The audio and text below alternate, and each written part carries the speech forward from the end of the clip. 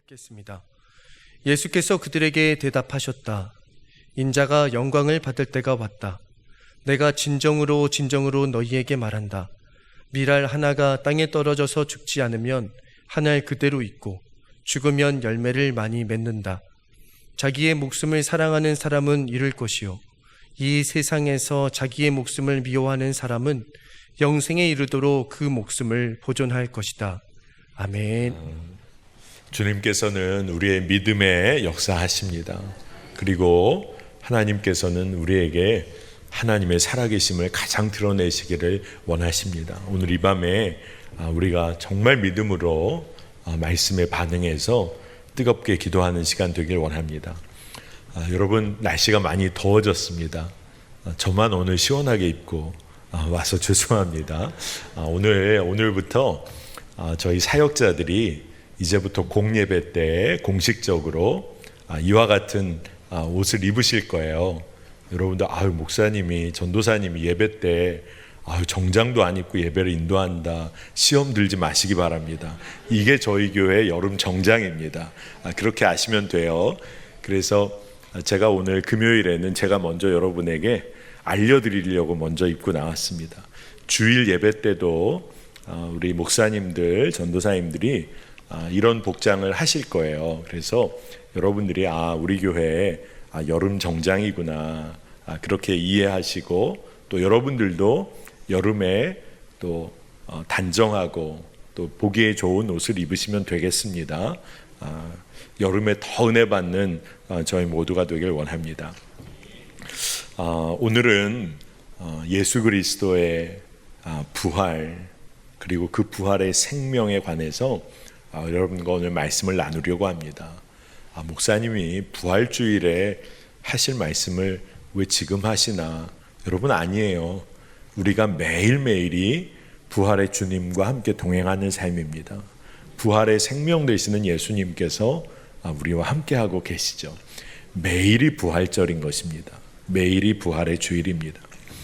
여러분, 학창시절에 위인전기 많이 읽으셨습니까? 아마 학교 다닐 때 위인전기를 읽는 경우가 많았죠.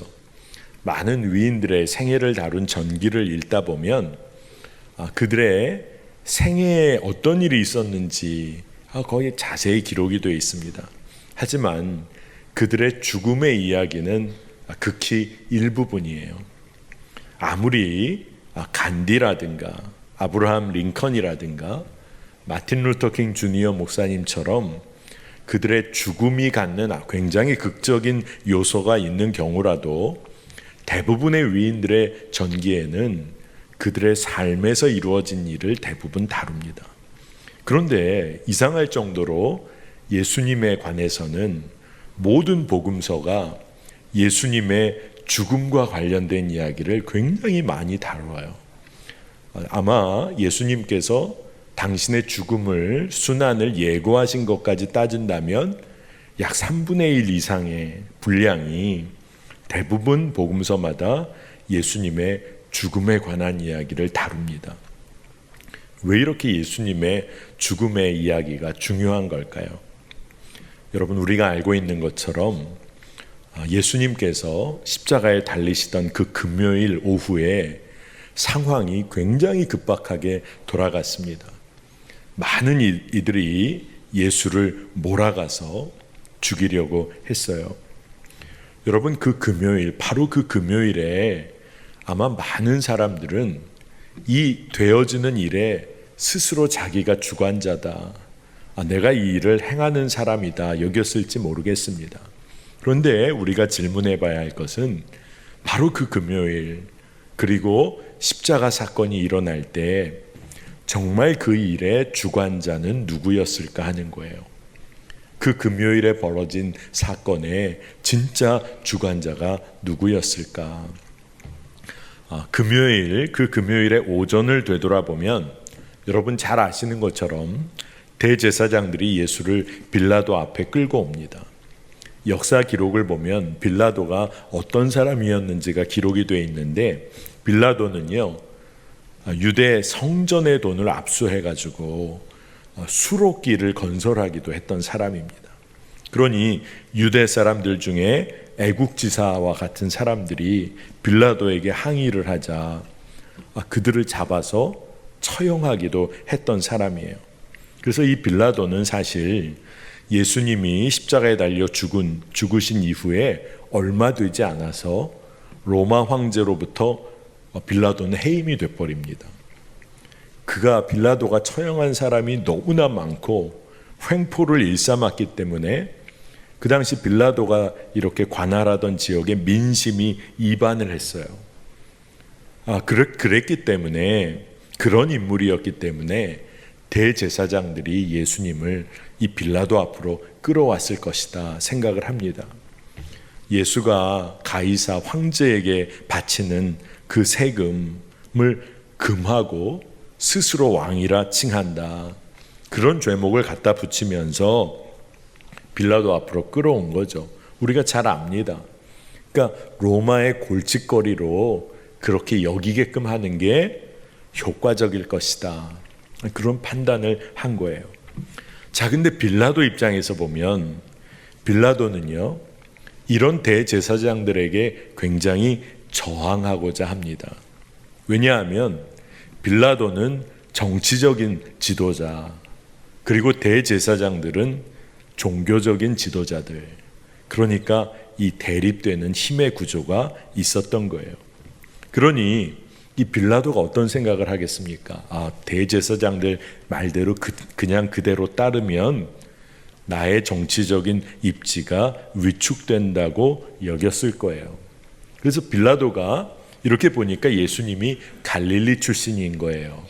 그래서 헤롯에게 공을 넘겨버리려고 하다가 빌라도에게 한 가지 생각이 듭니다.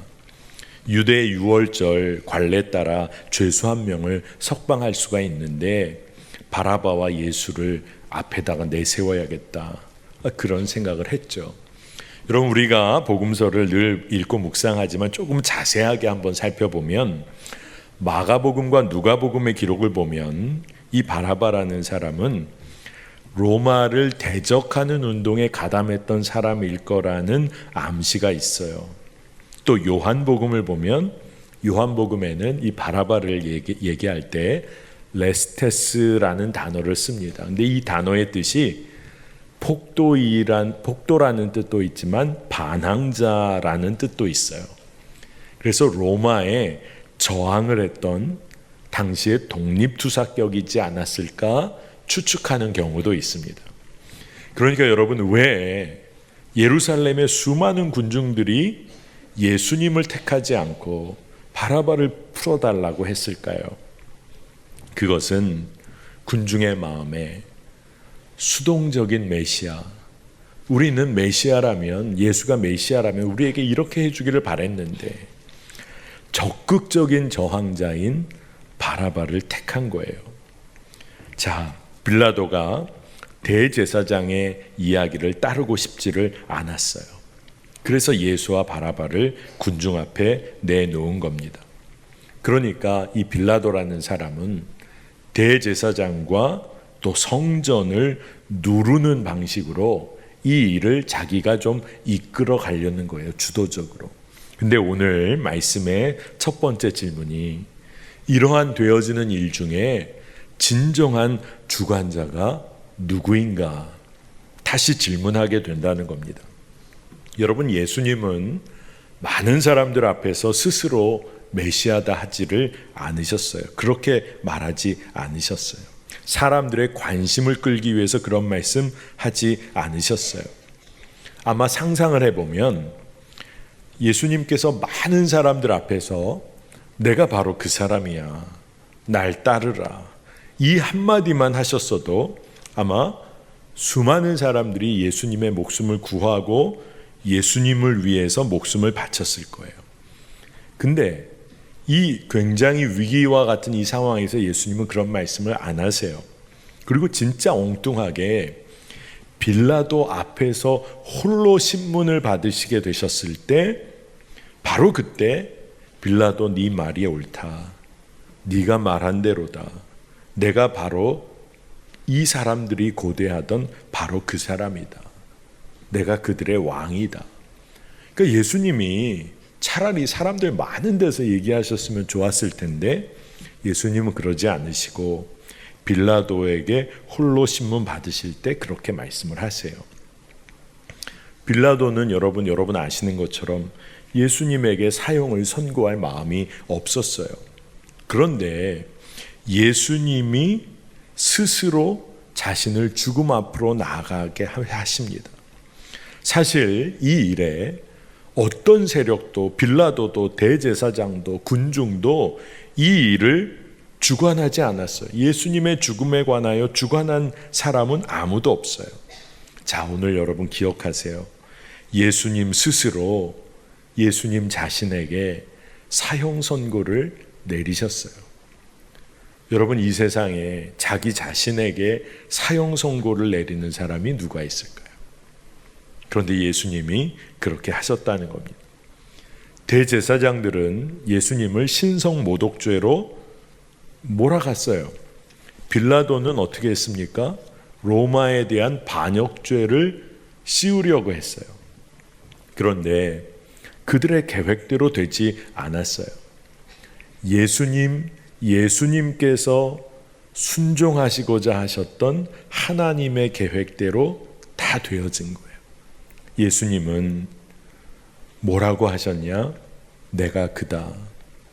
그리고 스스로 사형 선고를 내리심으로써 삶을 내어주셨어요.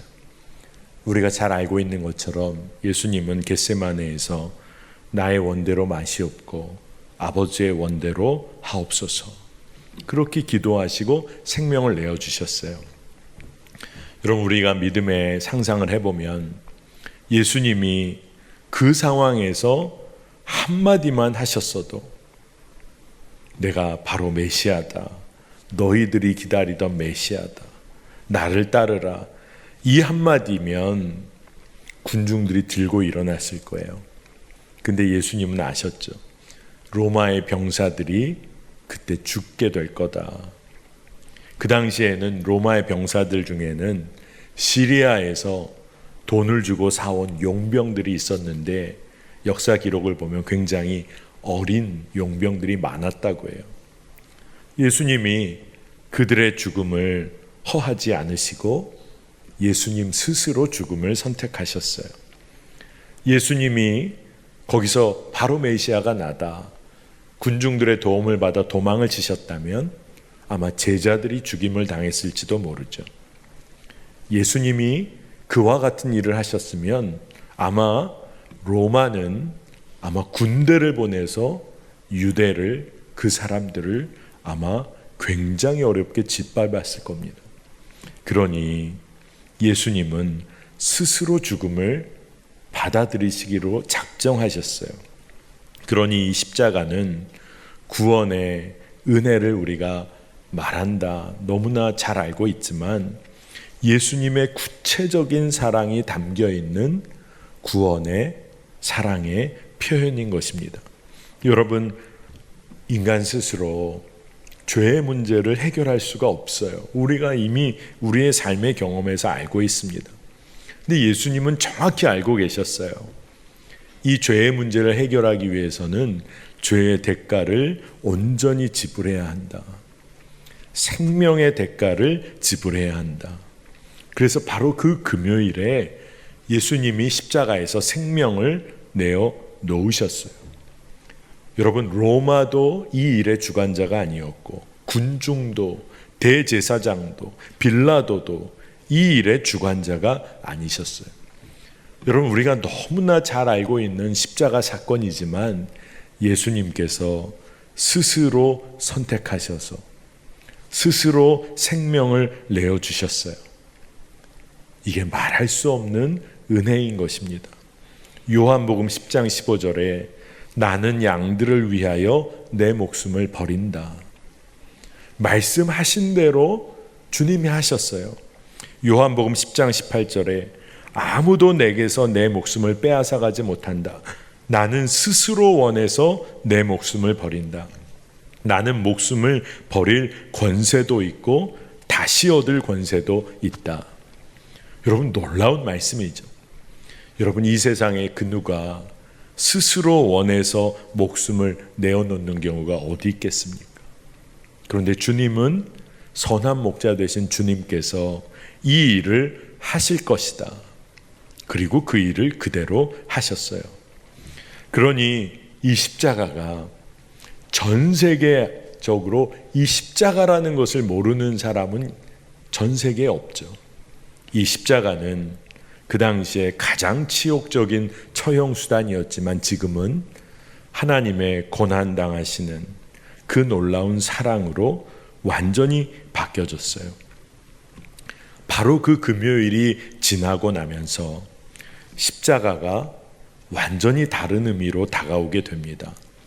그리고 여러분과도 짧게 예전에 나눴지만 바로 그 금요일 다음 토요일이 찾아와요. 자, 여러분 이런 생각을 한번 해보셨어요? 예수님이 부활했다고 믿는 사람이, 지금은 기독교인들이 많으니까 예수님이 부활했다고 믿는 사람이 전 세계적으로 많이 있습니다. 그런데 예수님이 부활했다, 살아나셨다 라고 단 한 사람도 믿지 않았던 날이 존재했었어요. 그날이 언제일까요? 약 2000년 전 딱 하루가 있었어요. 바로 2000년 전에 토요일이에요. 십자가 사건이 있었고 바로 그 다음 날 토요일. 그 토요일이 어떤 토요일일까요? 금요일에 십자가 죽음, 그 다음 날인 우리가 주일이라고 부르는 일요일, 부활의 기쁨. 자, 죽음의 절망과 부활의 기쁨 사이에 끼어 있는 날이 토요일이에요. 이 토요일은 어떤 날일까요? 절망, 기쁨, 뭐라고 표현하기가 모호한 날이에요. 혼란이 있는 날이고 어둠과 빛의 중간지대 같은 그런 날이에요. 여러분 한번 상상력을 발휘해 보시기 바랍니다. 제자들이 맞이한 바로 그 토요일은 어떤 토요일이었을까요? 금요일 너무나 두려웠었는데 하루가 지나고 나니 그렇게 당장의 두려움은 사라진 것 같지만, 극한의 고통, 슬픔은 조금은 사라진 것 같지만, 그 토요일은 두려움과 공포를 여전히 가진 채로 그냥 살아야 하는 날이에요. 버텨내야 하는 날이었던 거예요. 여러분, 예수님을 따랐던 사람들이 아마 그 토요일에 모였을 겁니다. 예수님에 대해 이야기도 하고 여러 가지 행적과 놀라웠던 일도 아마 기억했을 거예요. 그런 토요일이었을 거예요. 뭐가 잘못됐나? 예수님이 실패자인지, 계획대로 모든 일이 왜 안 된 걸까? 계속 그런 이야기를 했을지도 몰라요. 그런데 이 토요일은 많은 사람들에게 꿈이 사라져버린 날, 꿈이 죽은 날, 그런데 그 하루를 살아야 하는 날이에요. 근데 어떻게 살아야 할지를 모르는 날이에요. 그리고 또 왜 살아야 하는지도 설명하기가 어려운 그런 날이에요. 토요일이에요. 고대의 문화를 보면 고대 달력과 연관된 이야기 구조를 살펴볼 수가 있어요. 근데 보통 중요한 일들이 사흘에 걸친 이야기로 묘사되고 기록된 것이 참 많습니다. 오늘 본문 말씀, 오늘 말씀과 연관해 보면 금요일부터 일요일, 주일까지 되어진 이야기예요. 예수님께서도 순환 예고를 하셨는데 사흘 만에 살아나리라. 아브라함이 하나님으로부터 말씀을 받고 난감해하다가 이삭을 바치기로 했는데 제물이 되었던 그 제물을 발견하게 된 날이 사흘째 되던 날이었어요. 요셉의 형들이 감옥에 잡혔다가 풀려난 날이 사흘째 되던 날이었어요. 라합이 이스라엘 정탐꾼들 숨겨줬다가 그들이 도망할 수 있었던 날 사흘째 되던 날이었어요. 에스더가 금식하고 민족의 문제를 왕에게 가지고 나가서 드립니다. 청을 올려드려요. 그래서 일이 이루어진 날이 바로 사흘째 되던 날이에요. 고대의 여러 가지 이야기들이 이런 사흘의 구조로 되어진 이야기가 많이 있습니다. 호세아서 6장 1절 2절 말씀을 봐도 그런데 이제 주님께로 돌아가자. 주님께서 우리를 찢으셨으나 다시 싸매어 주시고 우리에게 상처를 내셨으나 다시 아물게 하신다. 이틀 뒤에 우리를 다시 살려주시고 사흘 만에 우리를 다시 일으켜 세우실 것이니 우리가 주님 앞에서 살 것이다. 호세아 선지자도 사흘 만에 우리를 다시 일으켜 세우실 것이다. 이런 이야기를 기록합니다. 모두가 사흘간의 이야기예요. 자, 여러분 한번 생각해 볼까요? 첫째 날에 문제가 있었어요. 셋째 날 되는 날에는 해방이 있었고 문제가 해결됩니다. 그런데 둘째 날은 뭐라고 설명하기가 어려워요. 바로 토요일이죠. 아무 일도 안 일어나요. 그러나 문제는 지속되고 있어요. 여러분, 우리가 늘 토요일 같은 날을 살고 있을지도 몰라요. 문제가 뭔지 잘 모르겠어요. 하지만 살아야 돼요. 그런데 바로 이와 같이 문제가 지속되는 날들이 계속될 때 진짜 믿음을 가진 소수의 사람들은 하나님이 천지를 창조하셨다는 믿음 흔들리지 않고 우리의 역사가 하나님에 의해서 성취될 것을 끝까지 믿고 구원하시는 하나님께서 하나님의 일을 이루실 것이다. 아무리 죄악된 세상일지라도 하나님은 하나님의 일을 이곳에서 이루실 것이다. 이 믿음을 가지고 사는 거죠. 예수님께서도 이 땅에 오셔서 때가 찼다고 말씀하셨어요. 그리고 예수님 스스로 이 땅에 오신 거잖아요. 성육하셔서 오셨잖아요.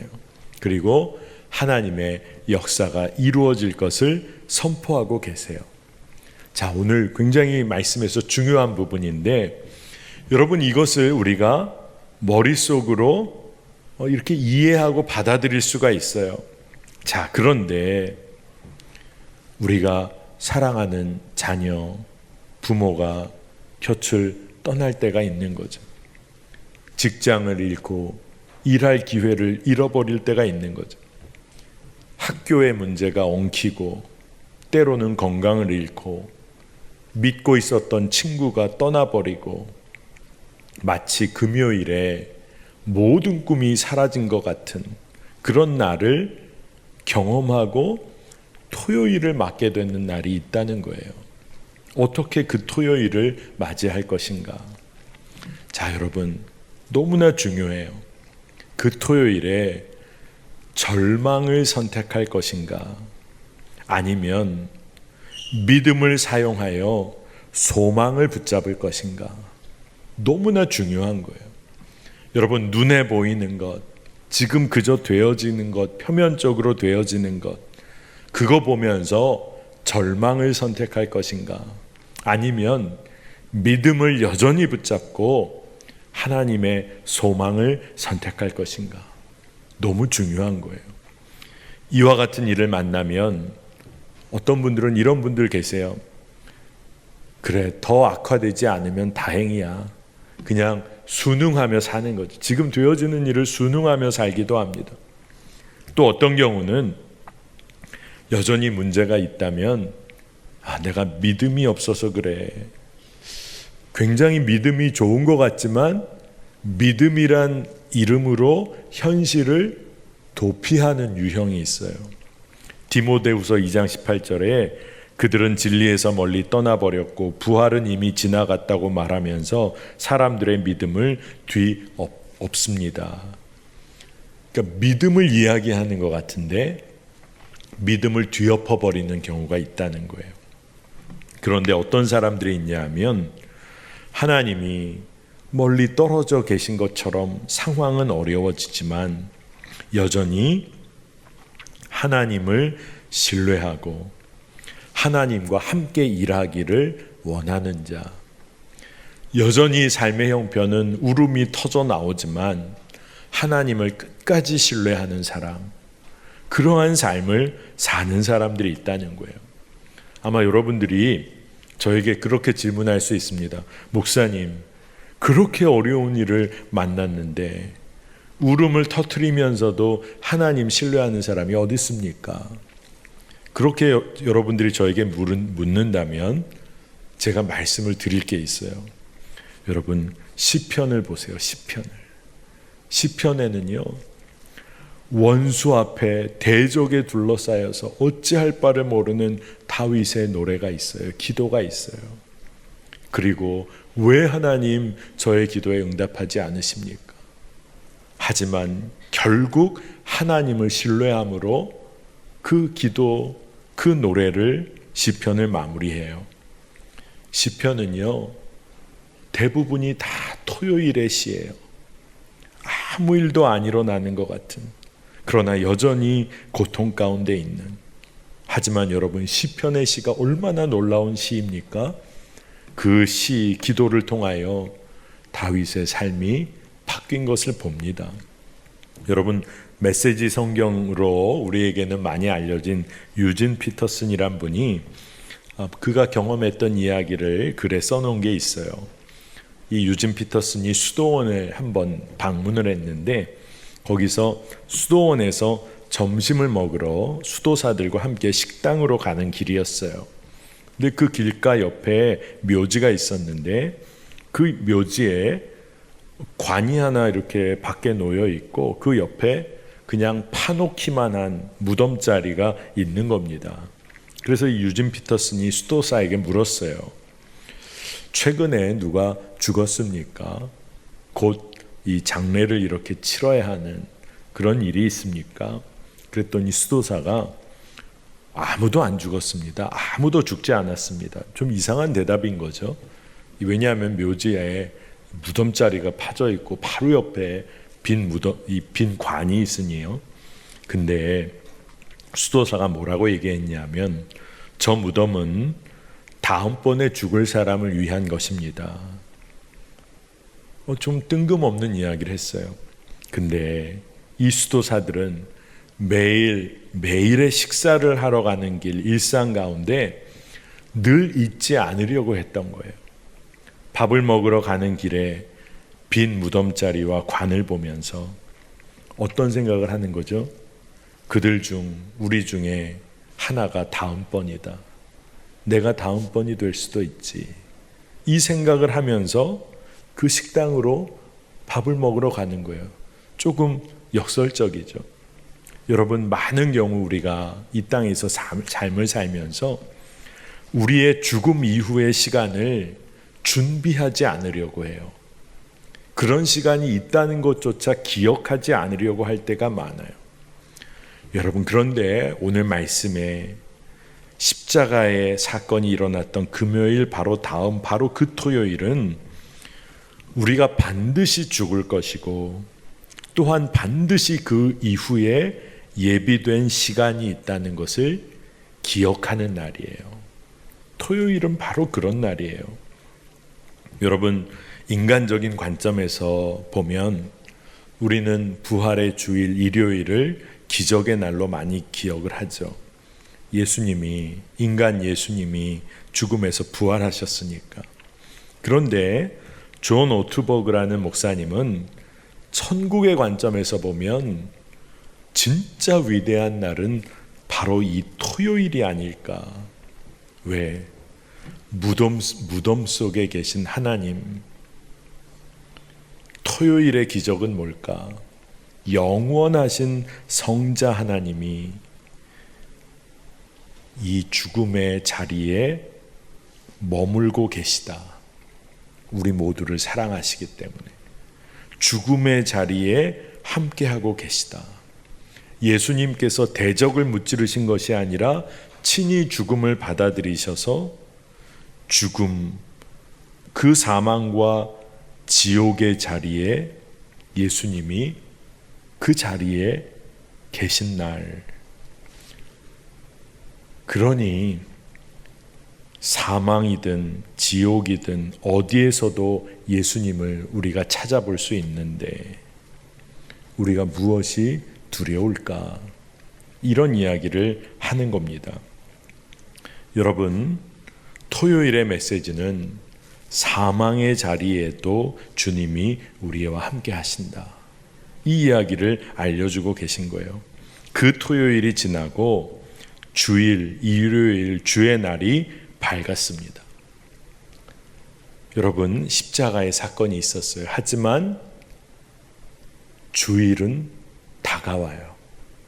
십자가의 죽음이 있었지만, 그래서 설교가 중에 아주 유명한 설교가, 그리고 유명한 설교로 우리에게 알려져 있는 설교 중에 하나가, 한 설교가가 부활의 사건을, 이 십자가와 부활의 사건을 설교하면서 Sunday is coming, 주의 날은, 주일은 반드시 다가온다, 부활은 다가온다, 이 Sunday is coming을 계속해서 외치는 설교가 있었어요.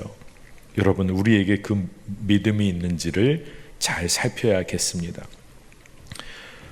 기독교가 참 놀라운 것은 다른 종교와 다른 점이 있어요.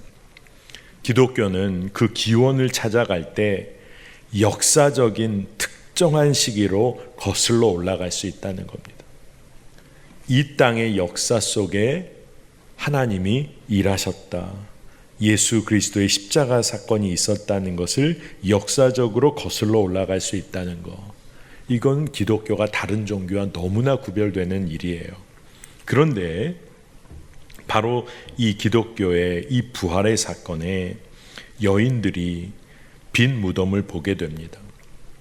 근데 이 사건을 복음서가 어떻게 보면 기록을 할 때 엄청나게 요란스럽게 기록할 수도 있었을 것 같아요. 왜냐하면 십자가에서 죽으신 예수님이 지금 빈 무덤만 있고 부활하셨다는 이 이야기니까 엄청난 이야기로 기록할 수도 있었을 것 같은데, 이상할 정도로 복음서는 그 부분을 굉장히 간결하고 단순하게 기록하고 있어요.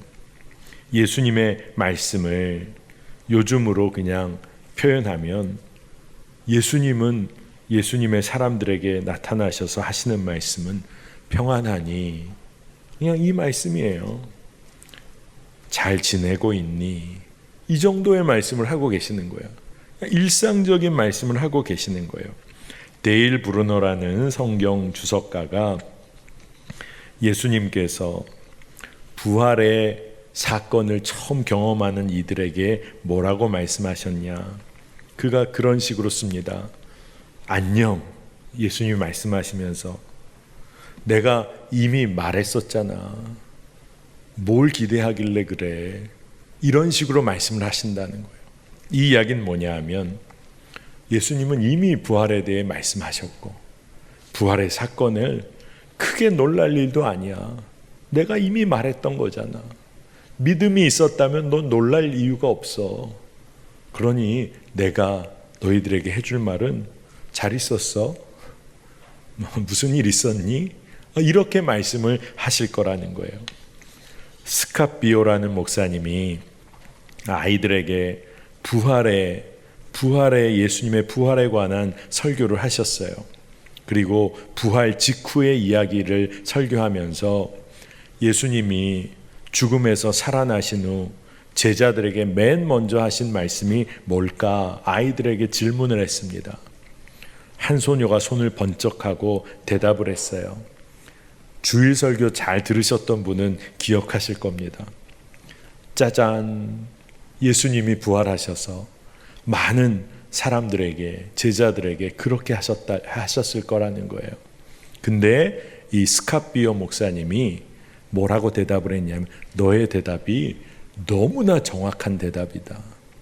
예수님은 그렇게 대답하셨을 거라는 거예요.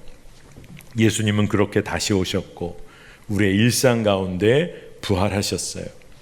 그리고 나서 너무나 정확하게 그 이후에 예수님을 따르는 사람들이 해야 할 일을 알려주십니다.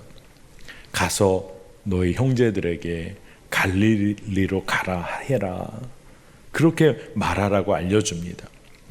여러분, 부활의 주일은 많은 사람들의 삶의 방식을 하나님 나라의 방식으로 바꿔놨어요. 그러니 부활의 기쁨, 부활의 위로가 있습니다. 그런데 부활절의 첫 부활절의 진짜 메시지는 조금 여러분 이해하기 어색하실지 모르지만 여전히 두려움을 가져왔어요. 왜 첫 부활의 메시지가 그럴까?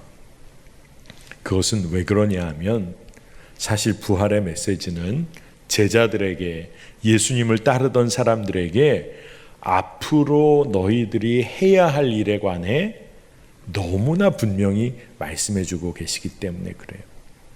예수님이 살아오셨던 그 길이 정말 예수님을 따르는 사람들이 살아야 할 길이라는 것을 부활이 증명해주고 있기 때문에. 자, 이게 무슨 말이냐? 예수님은 이렇게 아마 말씀하실 거예요. 십자가도 나를 무너뜨리지 못했다. 내 운동은 지속될 것이다. 하나님 나라 운동은 지속될 것이다.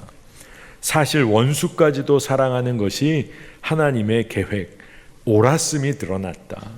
사랑 때문에 기꺼이 희생하고 고난당하고 죽기까지 한 나의 방법이 옳았다는 것이 드러났다. 이제 난 떠날 거다. 너희가 세상 가운데로 가라. 너희가 빌라도에게도 가고 대제사장들에게도 가고 나를 죽인 백성들에게도 가라. 너희가 사랑하고 원수도 용서하고 기꺼이 희생하며 살아야 한다. 부활의 메시지가 이런 메시지라는 거예요. 그러니 이것을 믿음으로 받지 못하면 굉장히 두려울 수 있는 거죠.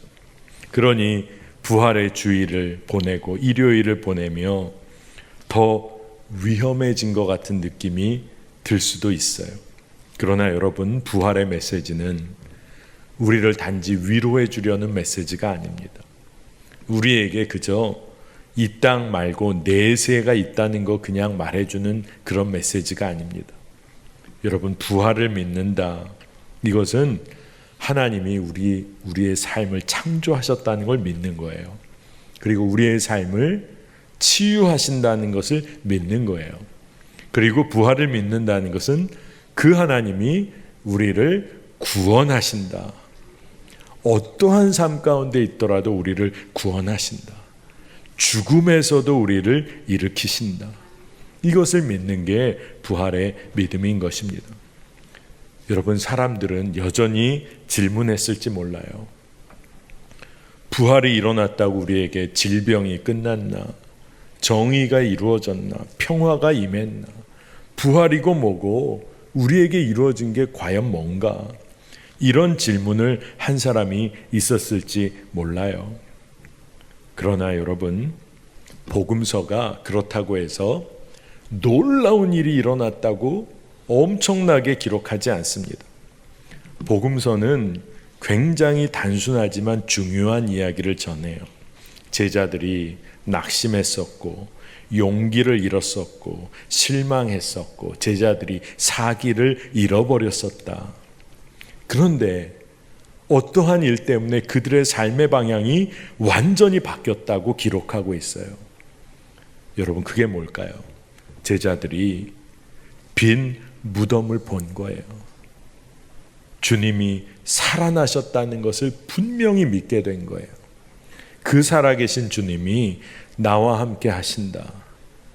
이게 완전히 붙잡아진 거예요. 그리고 나서 삶이 완전히 뒤바뀌었습니다.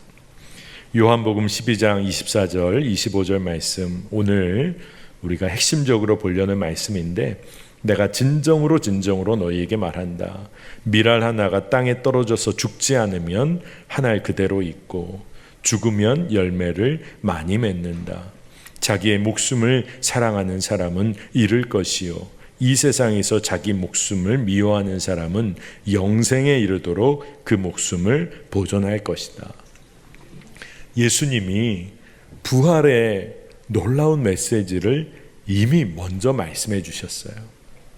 자기 생명, 그거 붙잡으려고 하는 사람, 사랑하는 사람은 잃을 것이지만 자기의 목숨을 미워하는 사람, 한 알의 밀알과 같은 삶을 사는 사람, 영원한 생명을 누리게 될 것이다 라고 말씀해 주셨어요. 여러분, 이언 피트 왓슨이라는 설교학 교수님이 계시는데, 이분이 아까 여러분에게 잠깐 소개했던 존 오트버그 목사님의 선생님이세요. 근데 이 왓슨이라는 이 교수님이 인류의 역사에 두 가지 굉장히 중요한 혁명이 있었다. 여러 사람마다 여러 이야기를 할 수도 있겠지만, 이 왓슨이라는 설교학 교수님이 인류의 역사에 굉장히 중요한 두 가지 혁명은, 첫 번째가 농경을 시작했다는 것이다 라는 얘기를 합니다. 사람들이 여기저기 돌아다니며 살다가 씨앗을 땅에 떨어뜨리게 됐는데, 거기서 생명이 일어나는 것을 알게 된 거예요. 생명이 출현되는 것, 한 알의 밀알이 땅에 떨어져 생명이 생겨나는데, 한 알의 밀알이 썩어 죽어짐으로 생명이 생겨나는 것을 경험하면서 농경사회를 이루게 된다는 겁니다. 매해마다 죽어야 산다는 것을 보고 경험하며 살게 되었다. 이게 엄청난 일이었다는 거예요. 그리고 두 번째 혁명이 마치 우리의 삶을 완전히 뒤바꿔 놓은 혁명가와 같은 예수 그리스도의 이름을 알게 된 것.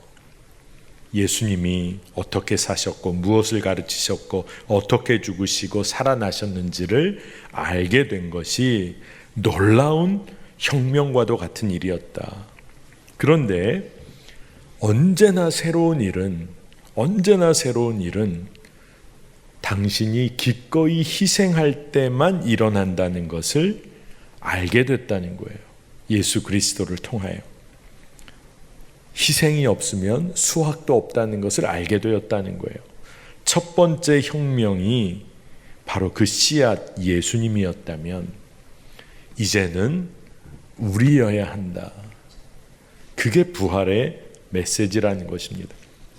여러분, 오늘 말씀이 여러분에게 어떻게 받아들여질지 여러분 믿음의 눈을 들어서 이 말씀을 한번 잘 받으시기 바랍니다.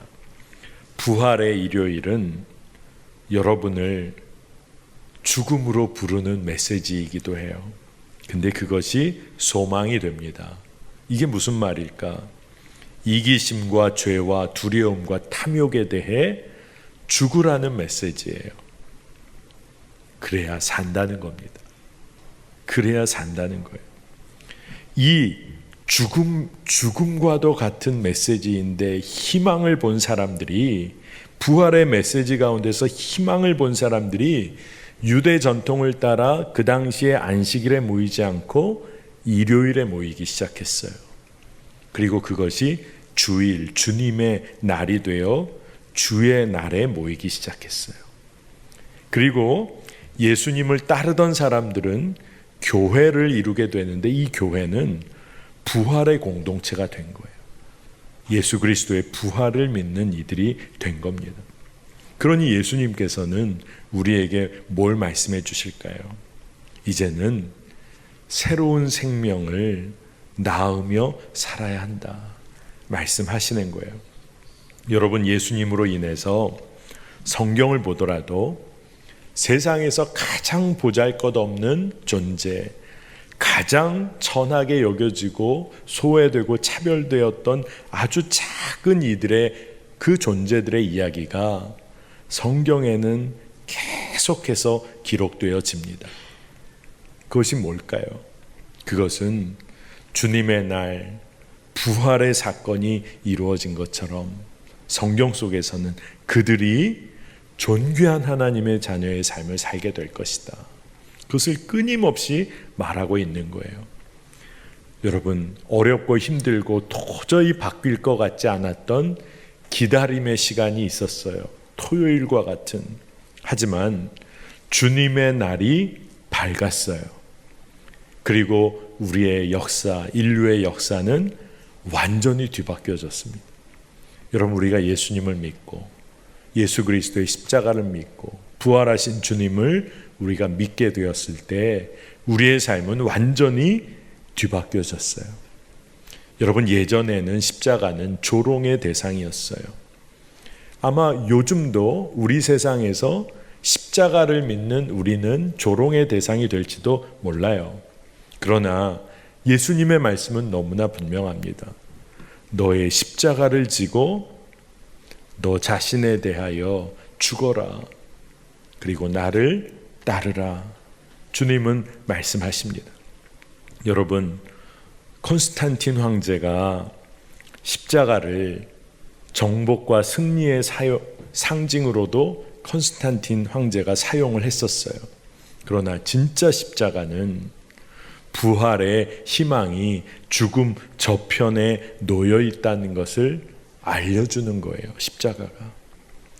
이 사실을 잊고 있으면 십자가는 자기 영광을 취하는 도구가 됩니다. 그러나 오늘 말씀의 이야기처럼 3일간의 여정을 제대로 통과한 사람, 금요일에 십자가의 슬픔이 있었지만 토요일을 믿음으로 견뎌내고 주의 날이 밝아오는 것을 경험한 사람이라면 믿음의 고백이 완전히 달라진다는 거예요. 사도 바울이 로마서 5장 3절에서 4절에 이런 얘기를 합니다. 그뿐만 아니라 우리는 환난을 자랑합니다. 우리가 알기로 환난은 인내력을 낳고 인내력은 단련된 인격을 낳고 단련된 인격은 희망을 낳는 줄을 알고 있기 때문입니다. 여러분, 이 말씀이 뭡니까? 믿는 자들은 환난을 자랑해요. 왜 환난을 자랑합니까? 환난이 거기서 멈춰지는 것이 아니라 그 환난을 버텨낼 때 그 환난은 희망을 볼 통로가 되기 때문에 그렇습니다. 여러분, 바울이 이와 같은 소망을, 희망을 얘기했어요. 어떻게 바울은 이럴 수 있었죠? 그가 예수 그리스도께서 십자가에서 이미 죽음을 이기셨다고 믿었기 때문이에요. 그는 너무나 분명한 믿음을 갖고 있었어요. 내가 그리스도와 함께 십자가에 못 박혀 죽었다. 이제 내 안에 사시는 분은 오직 예수 그리스도시다. 나를 사랑하사 자기 아들을 죽기까지 하게 하신 그 하나님, 그 하나님의 아들을 믿는 믿음 안에서 사는 것이다. 그 고백을 한 겁니다. 여러분, 만화 좋아하시는 분들은 루니툰즈라는 만화 아시는 분 계실지 모르겠어요. 우리 어르신들 중에. 이 만화 주인공의 목소리로 유명한 성우가 있었는데 멜 블랭크라는 성우가 이 목소리의 주인공으로 유명했었어요. 그런데 그가 이제 이 땅에서의 삶을 마치고 묘비를 썼는데 그가 이렇게 써달라고 했다는 겁니다. 이 땅에서의 삶을 다 마친 다음에 뭐라고 써주기를 바랬냐 하면 이게 전부입니다, 여러분. 이렇게 써달라고 했다는 거예요. 묘비에다가 이 땅의 삶이 전부입니다, 여러분. 그 얘기는 뭐 딴 거 기대할 거 없다는 얘기죠. 근데 기독교 저술가 필립 얀시라는 분이 그의 글에서 루이지애나 시골에 한 성공회 교회를 다니는 할머니가 묘비를 세웠어요. 이제 돌아가신 다음에 그 유언을 따라서 묘비명을 썼는데 뭐라고 쓰여 있었냐 하면 우리말로 번역하면 기다리는 중이라고 묘비명을 썼다는 거예요. 기다리는 중. 이 땅이 전부가 아니라 나는 지금 죽었지만 나는 기다리고 있습니다. 하나님 나라 그리고 부활의 영광 기다리고 있습니다. 기다리는 중이라고 묘비명을 썼다는 거예요. 여러분, 기다림은 힘겨울지 모르지만 주님의 날은 결국 밝아옵니다. 토요일에 절망과 같은 토요일이 우리 가운데 있지만 주의 날은 분명히 밝아옵니다. 여러분, 절망을 선택할 것인가? 아니면 믿음으로 주님의 일을 소망으로 붙들 것인가? 여러분, 믿음이 있는 자는 여전히 사명을 감당합니다. 오늘 여러분들 말씀 가운데 딱 한 가지만이라도 꼭 붙잡게 되시길 바랍니다. 주님의 날이 밝아오는데 우리가 지금 어떻게 살아야 할까? 담대한 믿음의 길 걷게 되시기를 축복합니다. 자, 오늘